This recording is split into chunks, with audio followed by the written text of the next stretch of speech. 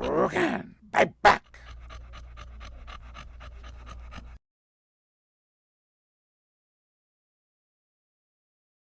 So a good person, and it's also a barrier into the field of the used car business if you don't have $1 million in liquid assets to be able to afford the bond.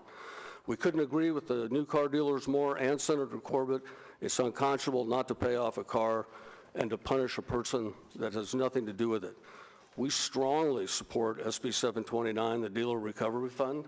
We think that's a good way to go. In fact, I met with the director of DMV just last week. We'd like to strengthen that fund.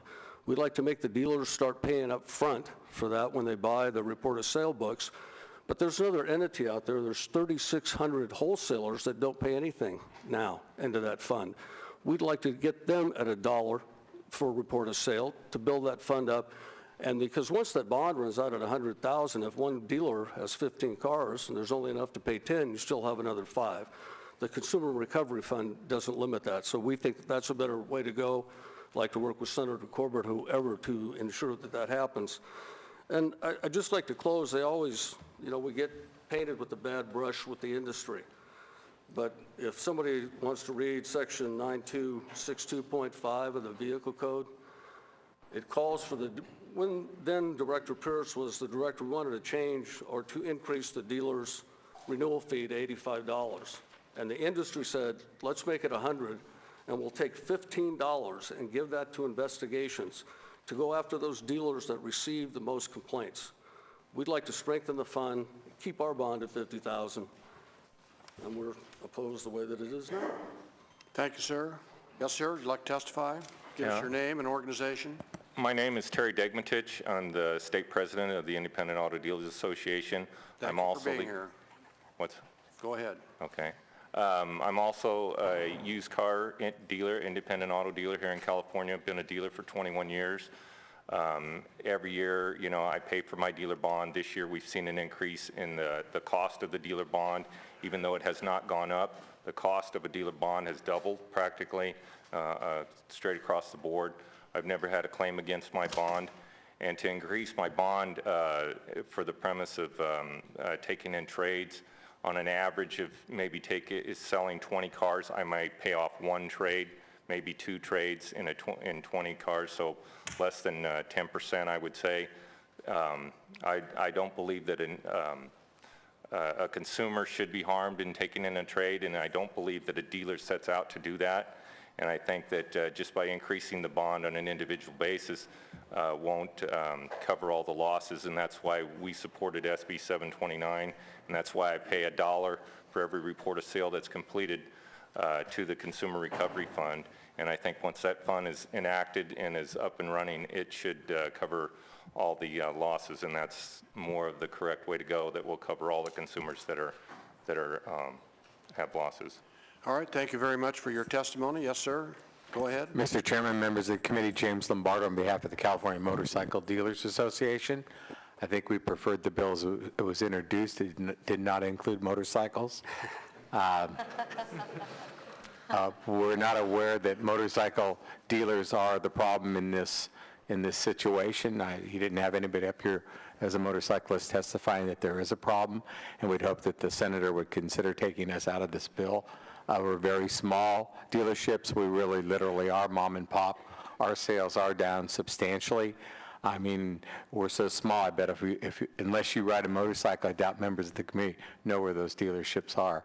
And we would hope under the current situation that we could withdraw ourselves from this bill. Thank you. Thank you, sir. Are there other witnesses in the room that would like to testify in opposition? Doesn't seem that there are. Are there questions for the author of the bill from members of the committee? No questions from the committee. You have a question? Please, Senator Leno. Thank you. Mr. Chair, the testimony on both sides, of course, has been very compelling, but I wondered if the author could respond to some of the concerns. Oh, yes, thank you. I was actually going to do that in the closing, and okay. I appreciate the opportunity because there were I've been here for a long time, but there were statements made today that I even can't believe, falsehoods about the bill, and I'll address those that need to be addressed. I just want to first say, in closing, I certainly appreciate the dealers that were here to testify today, and I know they have a tough road right now. And I think what we're trying to do is make sure we do whatever we can to increase consumer confidence. In fact, if anybody was listening to the news this morning and yesterday, we know that the federal government is trying to help in that way as well to boost consumer confidence. We want people to purchase cars. We want the car dealers to be back on their feet. And that's really what this bill is about. So I guess I'm just kind of discouraged with some of the comments that were made. But to the individual dealers that are here today and who can hear this, I appreciate what they're going through. And in fact, we're just trying to have a more even playing field and allow consumers to feel like they can purchase cars in this economy. So consumer confidence, that would be the first thing. The fact that someone stated that just a tiny minority of dealers are in the wrong here. If that's the truth, that's great. But the problem is, what that translates into is thousands and thousands of individuals who've been affected by this. We heard from just a few individuals. And they're not just lightly affected. Their credit ratings are affected for a very long time. Anybody knows? Senator Corbett, can I interrupt just for a second? Because Yes. I was going to ask a question on the Yes. point you just raised about thousands and thousands of people have been affected. And I haven't heard any testimony of just how big is this problem or how small is this problem. What is your factual basis that there's thousands of people affected, or do we have any data from DMV or? We do. As I mentioned, there's over 400 open cases right I now. heard that. That's the only number I've heard so far. We are hearing from district attorneys from throughout the state. In particular, the Solano County District Attorney, as a result of issues at Vacaville Ford, has over $500,000 worth of claims. So this is happening all over the state. It's happening all over the country for that matter, but of course we're concerned about the state. So this is impacting many, many people. It's not even a new practice, but it's particularly acute right now because of the fact that dealerships are going out of business, and then there's no recourse for the consumer. So that's really the strength of this bill. We heard people testify about the fund. That's fine and dandy. I supported that bill, but we're trying to stop the practice at the get-go, so someone doesn't even have to go through this process in the first place.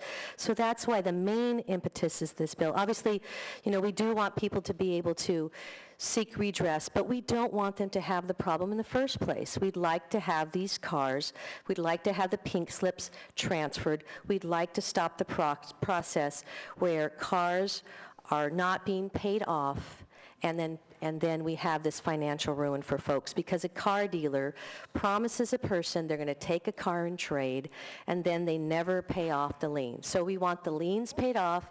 We want them paid off before the first payment is due, or at the very least, we want them paid off before the car is sold. With regard to the notary, with regard to the comment that we are requiring dealers to keep cars on their lots for weeks and months at a time, there's absolutely nothing in the bill that requires that. That was a very false statement. That is something I'd be concerned about too.